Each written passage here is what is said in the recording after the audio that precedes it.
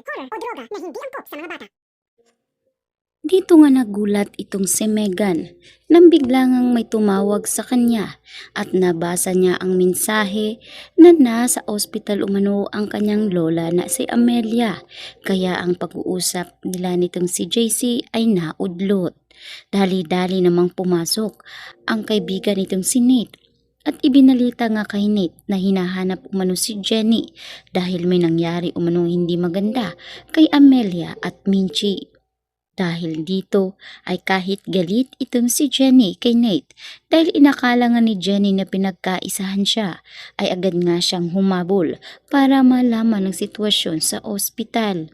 Dito na nauna nang magkakomprontahan si Megan at Minchie. Sinabi nitong si Megan na ano nga raw ang ginawa ni Minchie sa kanyang lola. Talaga umanong consistent ang pagiging pakialamera nga ni Minchie at Jenny. Manang-mana umano si Jenny sa kanyang nanay. Ganun pa man kung ano nga raw ang mangyayari sa kanyang lola Amelia ay wala nga raw siyang ibang sisisihin maliban sa mag-inang si Jenny at Minchie. Maya-maya pa ay bigla ngang dumating si Jenny at dito niya nakita ang ginawa nga nitong si Megan.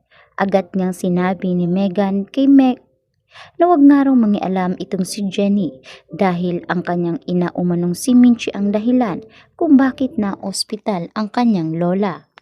Dito na nagpaliwanag si Minchie. Oo, nagtalo umano sila pero hindi niya sinaktan si Amelia. Wala siyang ginawa dahil dito ay nagulat na lamang siya dahil bigla ngang nahimatay itong si Amelia. Kaya dali-dali nga siyang humingi ng tulong at agad itong isinugod sa ospital. Kaya umalis na itong si Megan at dito niya sinilip ang sitwasyon ng kanyang lola.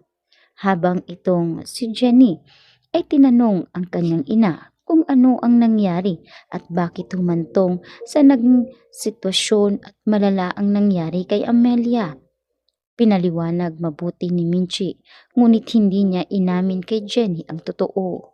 Dahil para sa kanya ay tila napilitan itong si Minchie na aminin kay Amelia ang totoo.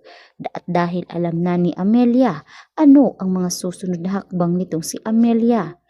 Naisip nga nitong si Minchie na bawiin ang kanyang mga sinabi, ngunit huli na ang lahat. Umuwi si Minchie na talaga namang tumutulo ang kanyang luha.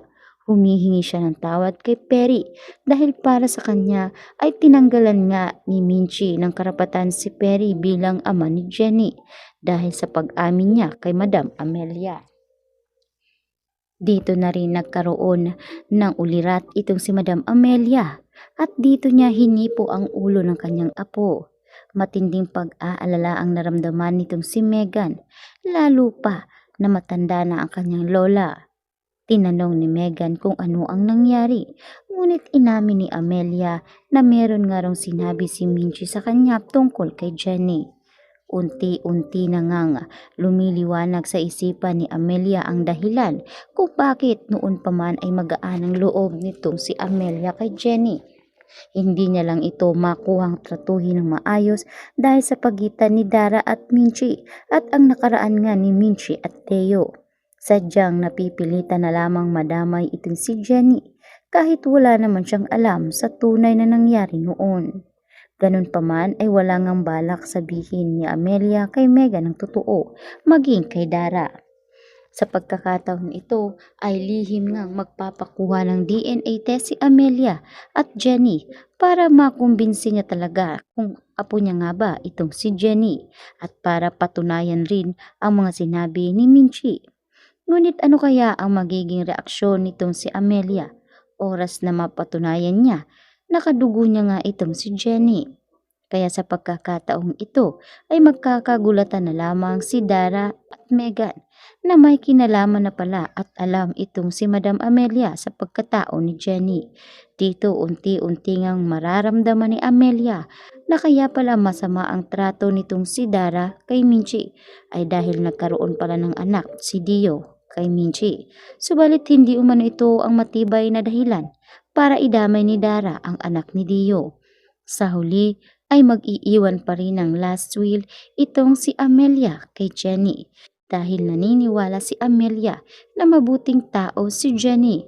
Malayong malayo kay Megan ang pagpapalaki nito at ang dahilan ay pinaghihirapan ni Jenny ang kanyang mga pangarap at hindi tulad ni Megan na naitama lang dahil sa kasikatan ng kanyang inang si Dara. Sa pagkakataon namang iyan ay aaminin na nitong si Minchi kay Perry na nabanggit niya na kay Madam Amelia ang lahat. Ngunit itong si Perry ay tila nalungkot dahil ipinangako nga nila ni Minchi sa isa't isa na wala ngang makakaalam at alam naman nitong si Perry na oras na malaman nga ni Amelia ang totoo ay para na ring pinatay ni Minchi ang kalooban ni Perry para bang kinukuha na ni Minchi si Jenny kay Perry at ang masakit ay pinanindigan nga ni Perry ang kanyang pagiging ama subalit sa huli ay parang inagaw na rin ni Dio si Jenny. Kaya naman sinabi nga nitong si Minchi na gagawin niya ang lahat para manatili si Jenny at dito nga kinausap ni Minchi ang anak na anuman ang mangyayari sa magiging kasalukuyan ay dapat umanong nakaapak sa mga lupa ang paa ni Jenny. Huwag nga raw lalaki ang ulo nito tulad ni Megan at panatilihing mabuti ang kalooban na may takot sa Diyos.